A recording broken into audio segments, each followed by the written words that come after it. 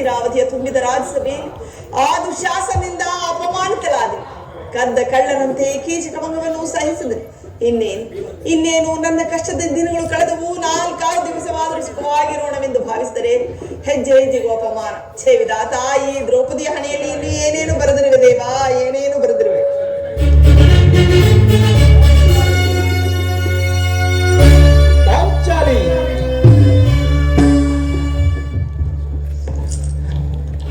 ಪಾಂಚಾಲಿ, ಪ್ರಿಯೆ ಪಾಂಚಾಲಿ, ಇವಳೇಗೆ ಹೀಗೆ ಚಿಂತಾಮಗ್ನಳಾಗಿರುವಳು?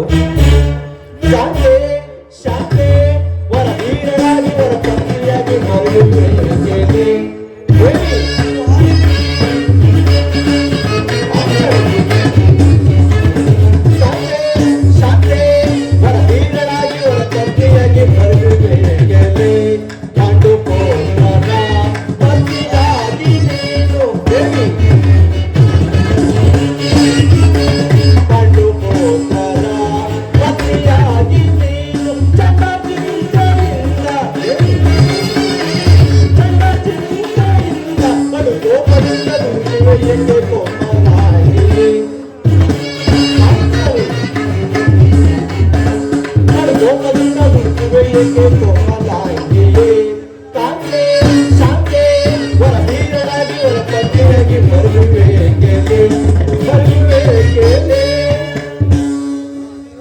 ಏಕೆ? ಏನಾಯಿತು? ನಿಷ್ಕಾರಣವಾಗಿ ಹೇಳುತ್ತಿರುವೆಯಲ್ಲ, ಏನಾಯಿತು? ನಾನು ನಿಷ್ಕಾರಣವಾಗಿ ಅಳುತ್ತಿಲ್ಲ. ಈ ಪಾಂಚಾಲಿ ಅಳುವಿಗೆ ಒಂದಲ್ಲ 10 ಕಾರಣಗಳಿವೆ. ನೀವು ಪುರುಷರು, ನಿಮಗೆ ಯಾರಾದರೂ ಅಪಮಾನ ಪಡಿಸಿದರೆ ನೀವೇ ಪ್ರತೀಕಾರ ಮಾಡಿದ್ರಿ. ಆದರೆ ಸ್ತ್ರೀಯರ ವಿಚಾರ ಹಾಗಲ್ಲ. ಅನ್ನ ವಸ್ತ್ರಾದಿಗಳಿಗೆ ಪರರನ್ನು ಆಶ್ರಯಿಸಬೇಕಾಗುತ್ತದೆ. ಇಂತಹ ಅಪರಾಧೀನ ಸ್ತ್ರೀ ಜಾತಿಯನ್ನು ಏಕೆ ಸೃಷ್ಟಿಸದೆ ದೇವ, ಏಕೆ ಸೃಷ್ಟಿಸ? ಹಳಬೇಡ ಪಾಂಚಾಲಿ, ಹಳಬೇಡ. ಸ್ತ್ರೀಯರ ಪರಾಧೀನತೆಯು ನಮ್ಮ ಸಮಾಜದ ನಿಯಮ, ಭಗವತ್ ಸ್ವರೂಪರಾದ ಋಷಿಮುನಿಗಳ ಆಜ್ಞೆ. ಏನು? ಪತ್ನಿಯನ್ನು ದ್ಯೂತದಲ್ಲಿ ಪಣವಾಗಿಟ್ಟು ಸೋಲುವಂತೆ ಋಷಿಗಳು ಆಜ್ಞೆ ಮಾಡಿದರಲ್ಲವೇ? ಪತಿಗಳು ತಪಸ್ಸು ಮಾಡಿ ಪಡೆಯಬೇಕು ನಿಮ್ಮಂತಹ ಪತಿಗಳನ್ನು. ಅಣ್ಣನ ಒಂದು ದಿನದ ಅವಿವೇಕತೆಯಿಂದಾದ ನಿಂದನೆಯು ನಮ್ಮನ್ನು ಸಾಯು ತನಕ ಬಿಟ್ಟಿದ್ದಲ್ಲ. ದೇವಿ, ಅಣ್ಣನ ಅಪರಾಧವನ್ನು ಕ್ಷಮಿಸುವಂತೆ ನಾನು ಎಷ್ಟೋ ಬಾರಿ ನಿನ್ನಲ್ಲಿ ಬೇಡಿಕೊಳ್ಳಲಿಲ್ಲವೇ? ಆದದ್ದು ಹಾಗೆ ಹೋಯಿತು, ಅದನ್ನು ಮರೆತು ಬಿಡು. ಈ ದಿನ ನೀನು ದುಃಖಿಸಲು ಕಾರಣ ನನ್ನ ಬಳಿ ತಿಳಿಸಬಾರದೆ? ತಿಳಿಸುವಿನು ಸ್ವಾಮಿ, ಆದರೆ ಅದರಿಂದ ಆಗುವ ಪ್ರಯೋಜನವಾದರೂ ಏನು ದೇವ? ನೀವು ಎಷ್ಟೇ ಆಗಲಿ ನಿಮ್ಮಣ್ಣನ ಆಜ್ಞಾಧಾರಕರಲ್ಲವೇನು? ಅದು ಒಂದಿನ ಮಾತು. ಈಗ ನಾನು ಯಾರ ಆಜ್ಞಾಧಾರಕನೂ ಅಲ್ಲ. ಆಹಾ, ಹಾಗಾದರೆ ತಿಳಿಸುವೆ. ಈ ದಿನ ಹಸ್ತಿನಾವತಿಗೆ ದೇವಿಯ ದರ್ಶನಕ್ಕೆ ಹೋಗಿದ್ದರು. ಅಲ್ಲಿ ಆ ದುರ್ಯೋಧನನ ಪತ್ನಿ ಭಾನುಮತಿಯು ಬಂದಿದ್ದಳು. ಅವಳು ನನ್ನನ್ನು ನೋಡಿ ನಕ್ಕು, ಇನ್ನೇನು ನಿನ್ನ ಪತಿಗಳು ವಾಸಕ್ಕಾಗಿ ಗ್ರಾಮವನ್ನು ಬೇಡಲು ಸಂಧಿಗಾಗಿ ದೂತನನ್ನು ಕಳಿಸಿರುವರು, ಇನ್ನೇನು ಸಂಧಿಯಾಗುವುದು, ಆಗಷ್ಟೇ ನಿನ್ನ ಬಿಚ್ಚಿದ ಕೇಶ ರಾಶಿಯನ್ನು ಕಟ್ಟುವೆ ಅಂತಂದು ಅಪಹಾಸ್ಯ ಮಾಡಿ ನಕ್ಕಳು ಸ್ವಾಮಿ, ನಕ್ಕಳು. ಏನು? ದುರ್ಯೋಧನೊಡನೆ ಪುನಃ ಸಂಧಿಗೆ ಪ್ರಯತ್ನ? ಹಾಗಾದರೆ ನನ್ನ ಸಂದೇಹವು ನಿಜವಾಯಿತು. ಯಾರು ರಾಯಭಾರಕ್ಕೆ ಹೋದವರು? ಮತ್ತೆ ನಮ್ಮಣ್ಣನಾದ ಗೋಪಿಕಾಂಗನರ ವಿಲಾಸ ವಿಭ್ರಗಳಲ್ಲಿ ಮಧ್ಯ ಯದುಮತಿಯು ಯುದ್ಧವನ್ನು ಮರೆಯು ಸಹಜ. ಅರ್ಜುನನ ದ್ವಾರಕೆಯಿಂದ ಹಿಂದಿರುಗಿದಾಗಲೇ ಈಗಾಗಬಹುದೆಂದು ನಾನು ಭಾವಿಸಿದೆನು. ಅದಿರಲಿ ದೇವಿ, ಆ ಭಾನುಮತಿಗೆ ನೀನು ಏನೆಂದು ಉತ್ತರವನ್ನು ಕೊಟ್ಟೆ? ಸ್ವಾಮಿ, ಎಷ್ಟೇ ಆಗಲಿ ನಾನು ನಿಮ್ಮ ಪತ್ನಿಯಲ್ಲವೇ? ಪ್ರಶ್ನೆಗೆ ಸರಿಯಾದ ಉತ್ತರವನ್ನೇ ಕೊಟ್ಟಿರುವೆ. ಏನೆಂದು? ನಿನ್ನ ಈ ಕಟ್ಟಿದ ಮುಡಿಯನ್ನು ಬಿಚ್ಚುವವರೆಗೂ ನನ್ನ ಈ ಬಿಚ್ಚಿದ ಮುಡಿಯನ್ನು ಕಟ್ಟುವುದಿಲ್ಲವೇ ಭಾನುಮತಿ ಎಂದು.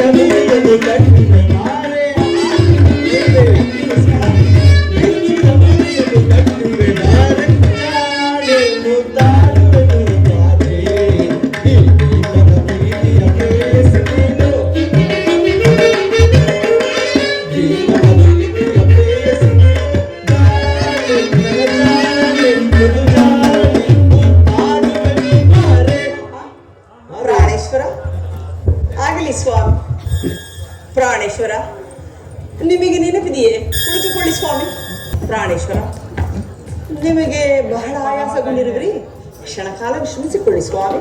ಪ್ರಭು ಪ್ರಾಣೇಶ್ವರ, ನಿಮಗೆ ನೆನಪಿದೆಯೇ ಹಿಂದೆ ಒಂದು ದಿನ ಈ ನನ್ನ ಬಿಚ್ಚಿದ ಕೇಶರಾಶಿಯನ್ನು ಕಂಡು ಕುರುಕುಲಾಂತಕ ಕಾಳರಾತ್ರಿ ಎಂದು ಸಂಬೋಧಿಸಿ ಇನ್ನು ಏನೇನು ಹೇಳಿದಿರಿ? ಪುನಃ ನನ್ನ ಬಾಯಿಂದ ಪ್ರತಿಜ್ಞಾವನ್ನು ಕೇಳಲು ಬಯಸುವೆ ಪಾಂಚಾಲಿ. ಮಾಡಿದ ಪ್ರತಿಜ್ಞೆಯನ್ನು ಮರೆಯಂತ ಹೇಳಿಯಲ್ಲ ಈ ಭೀಮನು. ಹೇಳುವುದು ಮಾತ್ರವಲ್ಲ, ಆಡಿದಂತೆ ನಡೆಯಬೇಕೆಂಬುದೇ ನನ್ನ ಇಚ್ಛೆ. ಸುಮ್ಮನೆ ಇಚ್ಛಿಸಿದರೆ ನೀವು ಎಷ್ಟೇ ಆಗಲಿ ನಿಮ್ಮಣ್ಣನ ಆಜ್ಞಾಧಾರಕರಲ್ಲವೇನು? ಅಣ್ಣನ ಆಜ್ಞೆಯ ಹೊರತು ನನ್ನನ್ನು ಕೆರಳಿಸಬೇಡವೇ ಪಾಂಚಾಲಿ. ಈಗ ನಾನು ಯಾರ ಆಜ್ಞಾಧಾರಕನೂ ಅಲ್ಲ. ಶಾಂತಿಯನ್ನು ಬಯಸುವವರು ಸಂಧಿಯ ಪ್ರಸ್ತಾಪದ ತೊಡಗಲಿ. ನಾನು ಯುದ್ಧವನ್ನು ಬಲು ಆತುರಿಂದ ನಿರೀಕ್ಷಿಸುತ್ತಿರುವೆನು. ಧರ್ಮ ಪಾರಾಯಣ ಯುಧಿಷ್ಠಿರನು ದುರ್ಯೋಧನನ ಅನಂತ ಅಪರಾಧವನ್ನು ಕ್ಷಮಿಸಬಹುದು, ಆದರೆ ನಾನು ಮಾತ್ರ ಕ್ಷಮಿಸುವುದಿಲ್ಲ.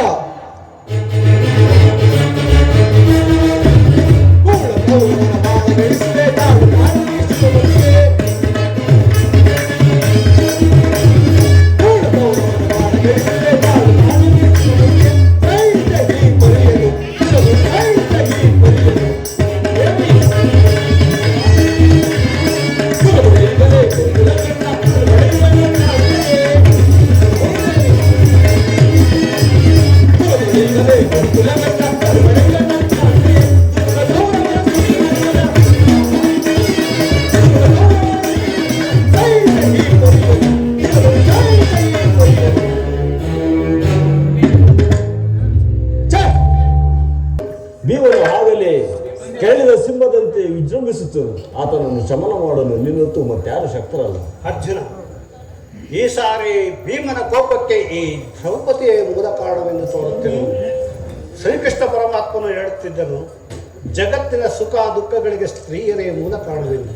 ಅರ್ಜುನ, ಕೌರವರೊಡನೆ ಯುದ್ಧ ಮಾಡುವುದಕ್ಕಿಂತ ಈ ನನ್ನ ಸಹೋದರನ ಕೋಪವನ್ನು ಶಮನ ಮಾಡುವುದು ನನಗೆ ಅಸಾಧ್ಯವಾಗಿರುವುದು.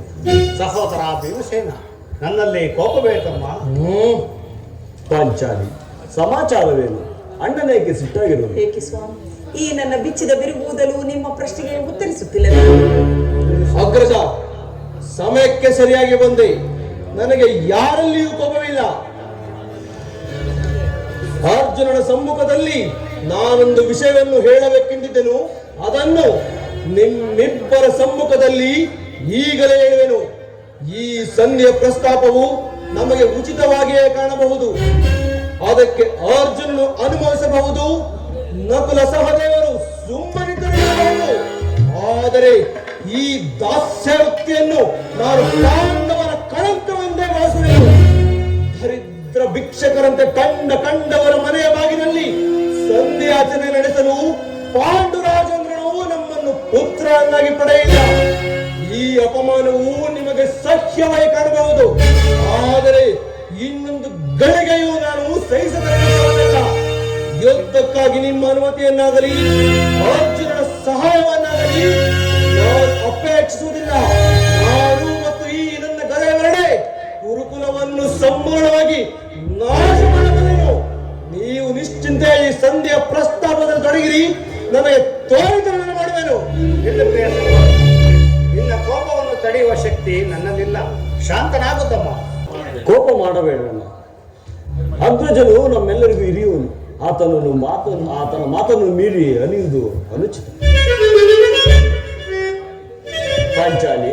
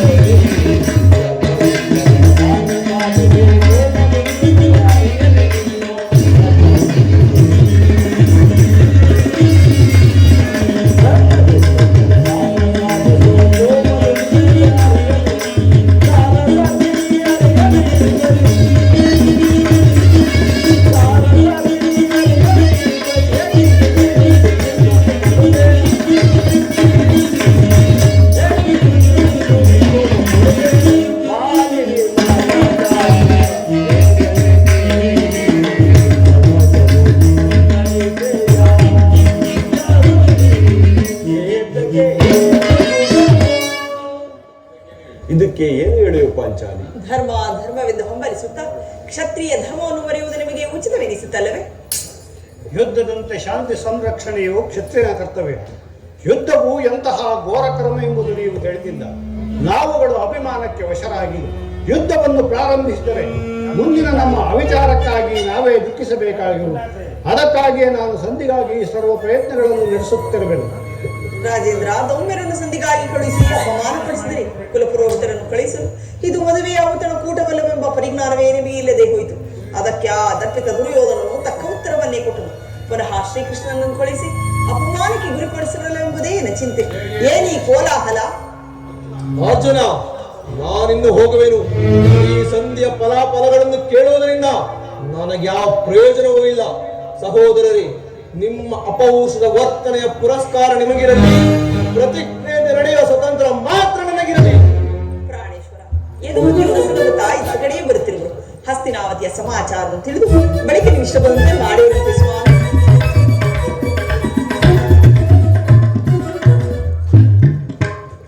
ಪರಮಾತ್ಮ, ಪಾಂಡುಪುತ್ರರ ಪ್ರಣಾಮಗಳನ್ನು ಸ್ವೀಕರಿಸುತ್ತೇವೆ. ವಿಜಯಶಾಲಿಯಾಗ ಧರ್ಮನಂದನ. ಪರಮಾತ್ಮ, ಹೋದ ಕಾರ್ಯವೇನಾಯಿತು? ಓದುವರು ಯಾರು? ಕೃಷ್ಣನಲ್ಲವೇ? ಅಂದರೆ ಎಲ್ಲವೂ ತಕ್ಕ ರೀತಿಯಲ್ಲೇ ನಡೆಯಿತು, ಸಮರ್ಪಕವಾಗಿ ನಡೆಯಿತು. ಪಾಂಚಾಲಿ, ನಾನಿಲ್ಲಿರುವುದಿಲ್ಲ. ಅವರ ಇಚ್ಛೆಯಂತೆ ಅವರು ನಡೆಯಲಿ. ನನಗೆ ತೋರಿತನವನ್ನು ಮಾಡುವೆನು. ಪ್ರಾಣೇಶ್ವರ, ಸ್ವಲ್ಪ ತಡೆಯಿರಿ ಸ್ವಾಮಿ. ನಮ್ಮಣ್ಣನ ಮಾತು ಮುಗಿಯಲಿ, ಬಳಿಕ ನೀವು ಇಷ್ಟ ಬಂದಂತೆ ಮಾಡಿ ಬರುತ್ತೆ. ನಿಮ್ಮಣ್ಣನ ಮಾತು ಮುಗಿಯಷ್ಟರಲ್ಲಿ ನನ್ನ ತಾಳ್ಮೆಯೇ ಮುಗಿದು ಹೋಗುವುದು. ಪರಮಾತ್ಮ, ಸಭೆಯಲ್ಲಿ ಏನು ನಡೆಯಿತು? ಎಲ್ಲವೂ ನಾನು ನಿರೀಕ್ಷಿಸಿದಂತೆ ತಕ್ಕ ರೀತಿಯಲ್ಲೇ ನಡೆಯಿತು. ನಾನಿನ್ನು ತಡೆಯಲಾದರೆ ಪಿಡಿಪತಿ. ಅಗ್ರಜನ ಅಪೇಕ್ಷೆಯಂತೆ 5 ಗ್ರಾಮಗಳಿಗೆ ಸಂಧಿ ಆಯ್ತೆ. ನಾನು ಹೋಗಿದ್ದು ಅದಕ್ಕೆ ಅಲ್ವ ಭೀಮಸೇನ? ಕೃಷ್ಣ, ಈಗ ತಿಳಿಯಿತು ನಿನ್ನ ವಿಮತ. ಅಜ್ಞಾತವಾಸ ನೆಪದಲ್ಲಿ ಅರ್ಜುನನು ಬಳೆಯನ್ನು ತೊಟ್ಟನು. ಈ ಸಂಧಿಯ ವಿಚಾರದಲ್ಲಿ ನಮ್ಮೈವರಿಗೂ ಸೀರೆ ನುಡಿಸುವ ಅಪೇಕ್ಷೆಯ ಯಾದವಾಗ್ರಣಿ ಪಾಂಡುಪುತ್ರರ ಮೇಲೆ ನೀವು ಇಷ್ಟೊಂದು ಯಾಕೆ ಆಕ್ರೋಶ?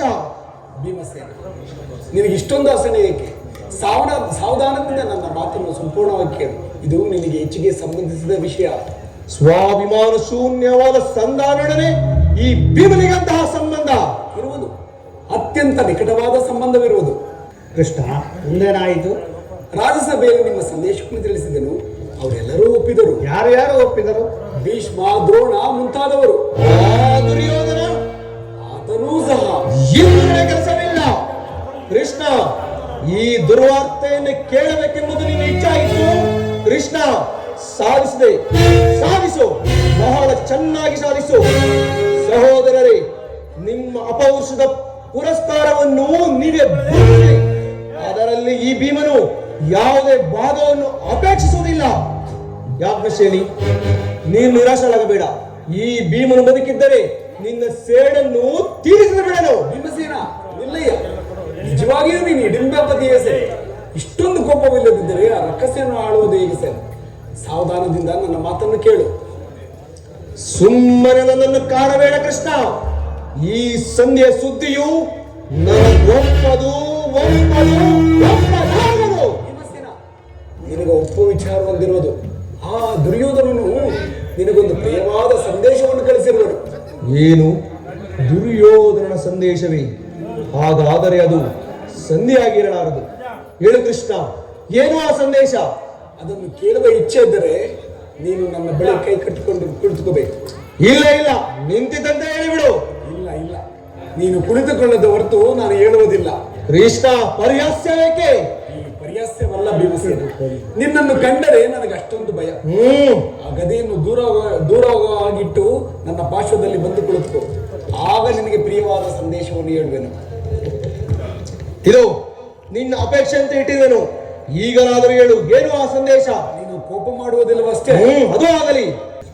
ಬಿಡೆ ಅರ್ಜುನ. ಯಾಜ್ಞಸೇನಿ, ಸಮೀಪಕ್ಕೆ ಬಾ. ನಾನು ಹೇಳದಂತೆ ಮಾಡಬೇಕು ಕಂಡೆಯ. ನಿಮ್ಮ ಮಾತನ್ನು ಎಂದಾದರೂ ಮೀರಿರನೇ ಅಣ್ಣ. ಹಾಗಾದರೆ ತೆಗೆದುಕೊ ಎದ್ದು. ಇದು ಒಂದು ಕಡೆ ನನಗೆ ಪುರಸ್ಕಾರ ರೂಪವಾಗಿ ದೊರೆಯಿತು. ಇದರಿಂದ ನಿನ್ನ ಪತಿಯ ಕರಗಳನ್ನು ಬಂಧಿಸು. ಇದೇನು ಪರಿಹಾಸ್ಯವೇ ಅಣ್ಣ? ಇದು ಪರಿಹಾಸ್ಯವನ್ನ ತಂಗಿ. ನೀನು ಶತ್ರುಗಳ ಎಡಮುಡಿಯನ್ನು ಬಿಡಿಸುವುದರಲ್ಲಿ ಮಹಾಪಂಡಿತಿಯಂತೆ. ಅದರಂತೆ ನಿನ್ನ ಪತಿಯ ಕರಗಳನ್ನು ಬಂಧಿಸಲು ಬರುವುದೋ ಇಲ್ಲವೋ? ಭೀಮಸೇನ, ಆ ಸಂದೇಶವನ್ನು ಕೇಳುವ ಇಚ್ಛೆ ಇದ್ದರೆ ಪಾಂಚಾಲಿ, ಕೃಷ್ಣನು ಹೇಳಿದಂತೆ ನನ್ನ ಕರಗಳನ್ನು ಬಂಧಿಸು.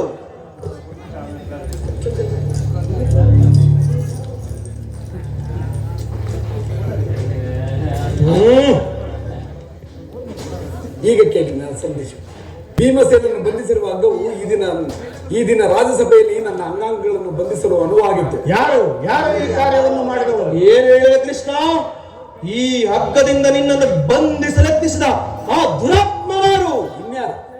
ದುರಭಿಮಾನಿಯಾದ ದುರ್ಯೋಧನನು ಆಜ್ಞೆ ಮಾಡಿದನು. ದುರಾಚಾರಿಯಾದ ಆತನ ತಮ್ಮ ದುಶ್ಯಾಸನ ಈ ಕಾರ್ಯ ಮಾಡಿದ. ಇಂತಹ ಕಾರ್ಯ ಅವರಿಗಲ್ಲದೆ ಮತ್ಯಾರಿಂದ ಸಾಧ್ಯ? ಭೀಮ ಪಾಂಚಾಲಿ, ನನ್ನ ಕರಗಳನ್ನು ಬಿಡಿಸು. ಈ ನೀಚ ಕೃತ್ಯದಿಂದ ಆ ದುರ್ಯೋಧನ ದುರಭಿಮಾನವು ಶಿಖರವನ್ನು ಮುಟ್ಟಿರುವುದು. ನಮ್ಮ ಪ್ರಿಯ ಬಂಧುವಾದ ಶ್ರೀಕೃಷ್ಣನನ್ನು, ಪಾಂಡವರ ರಾಯಭಾರಿಯನ್ನು, ಆ ಕುನ್ನಿ ಕೌರವನು ಈ ರೀತಿ ಅಪಮಾನಪಡಿಸಿರುವನೇ? ಅಗ್ರಜ, ಧನಂಜಯ, ಇದಕ್ಕೆ ನಿಮ್ಮ ಉತ್ತರವೇನು? ಇಷ್ಟು ಮಾತ್ರವಲ್ಲ, ಉತ್ತರ ಈ ಸಂಧಾನಕ್ಕೆ ಕೊಟ್ಟರೆ ಉತ್ತರವನ್ನು ಕೇಳಿ. ನೀನು ಸಂಧಿಯನ್ನು ಬಯಸುವುದು ಆದರೆ ಅದು ದೊರಕೋದು ರಣರಂಗದಲ್ಲಿ, ಶಸ್ತ್ರಾಸ್ತ್ರಗಳ ಆಸ್ವಾನದಲ್ಲಿ, ವೀರ ರಥಿಕರ ದೇಶದಲ್ಲಿ ಎಂದು ಹೇಳಿದ. ಸಂದೇಶಕ್ಕೆ ಉಳಿದಿರುವುದು ಒಂದೇ ಉತ್ತರ, ಅದು ಯುದ್ಧ. ಪರಮಾತ್ಮ, ನೀನು ತಿಳಿದಿರುವೆ, ನಾನು ಯುದ್ಧವನ್ನು ಅಪೇಕ್ಷೆ ಪಟ್ಟವನಲ್ಲವೆಂದು, ಸಂಧಿಗಾಗಿ ಸರ್ವ ಪ್ರಯತ್ನಗಳನ್ನು ನಡೆಸಿದವನೆಂದು. ಆದರೆ ನನ್ನ ಪ್ರಯತ್ನಗಳೆಲ್ಲವನ್ನು ವಿಫಲವನ್ನಾಗಿ ಮಾಡಿ ಮುಂದೆ ಬಂದು ನಿಂತಿರುವುದು ಯುದ್ಧ. ಪರಮಾತ್ಮ, ನೀನು ಇಚ್ಛ ಕೃಷ್ಣ.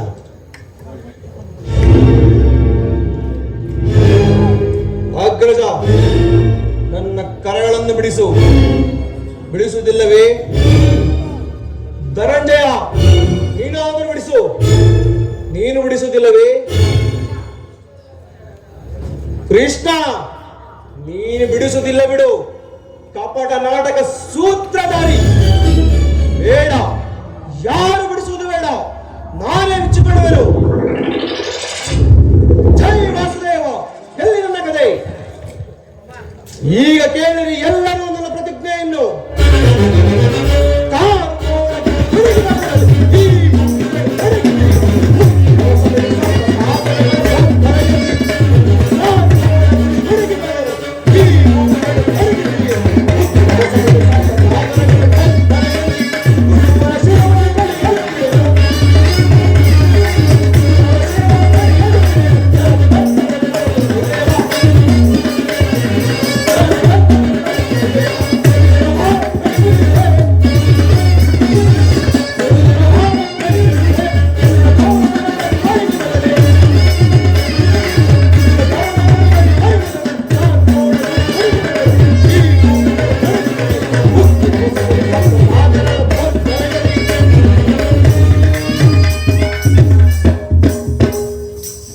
ಈಗ ಕೇಳಿರಿ ಎಲ್ಲರೂ ನನ್ನ ಪ್ರತಿಜ್ಞೆಯನ್ನು.